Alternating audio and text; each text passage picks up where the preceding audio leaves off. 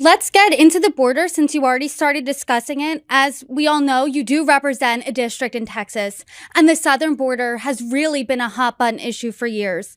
Border Patrol Chief Raul Ortiz said earlier this month that parts of the U.S. Mexico border are a quote, crisis situation, and that DHS does not have, quote, operational control of our entire border.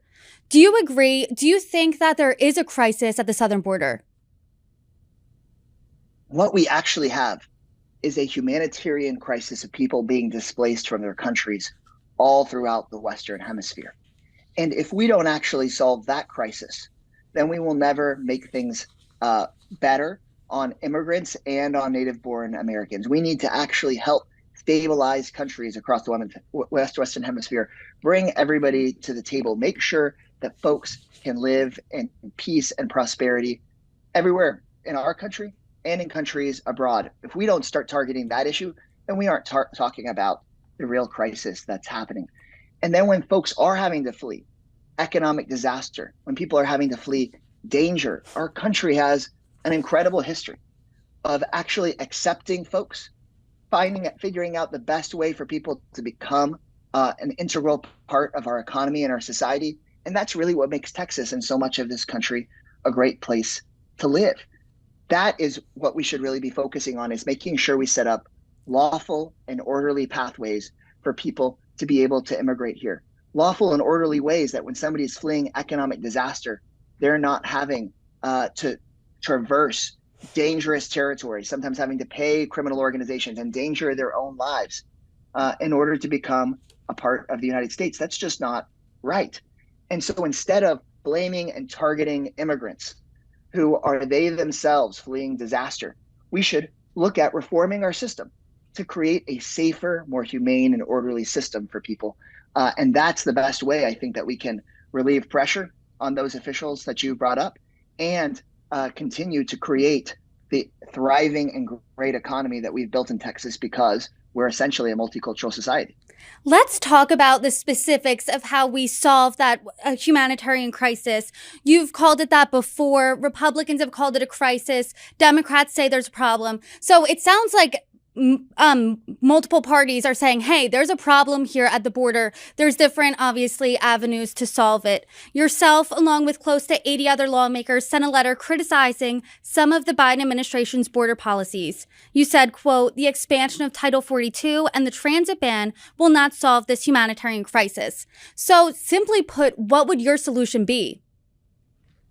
Simply put, the Biden administration's actions essentially were in two parts. And one part is really a key part of the solution. And it's the second part that I think that is short-sighted. The first part is to create visas and legal pathways for people that are escaping violence in some of these destabilized nations to be able to, in an orderly way, seek asylum in the country.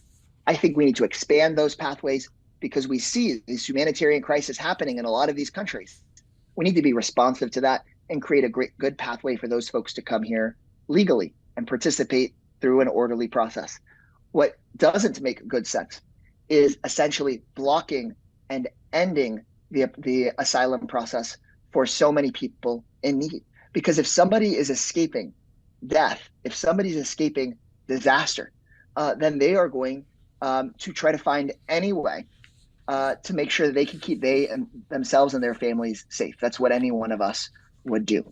And so the expansion of Title 42 is not going to make our border more secure. Instead, what it's going to do is push families either to try to cross dangerous parts of the desert, potentially risk their lives in the Rio Grande, or as we saw with 52 people that were found dead in San Antonio. My district stretches from San Antonio up to Austin.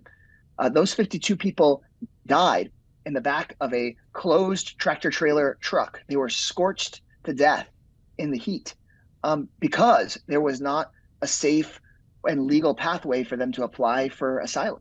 And so instead, they were essentially pushed into the hands of a criminal organization and died. That isn't solving the problem. If we want to actually solve the problem, we need to create safe and legal orderly pathways for folks to seek asylum.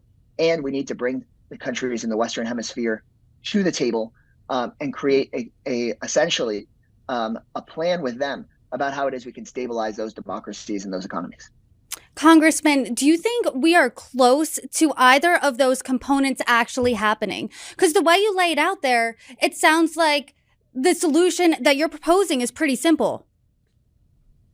It is very simple. Unfortunately, what we hear from so many Republicans today, and again, I'll distinguish this from Republicans in the past. I mean, one of the most comprehensive immigration reform bills that we've had in generations was from President Ronald Reagan.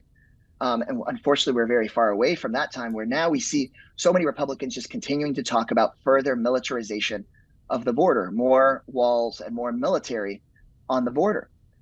We've very clearly seen that doesn't work. Anybody that's grown up around Texas could tell you that if you go to the border now, there are more walls and more guns and more personnel on that border than ever before. But we still see an increase in migration. If we want to actually tackle our immigration issues, we need to come up with a logical response that legally allows people to immigrate. The solution is not simply more barbed wire, more tanks, more wall. We've tried that for decades, and it really has not helped with the challenge.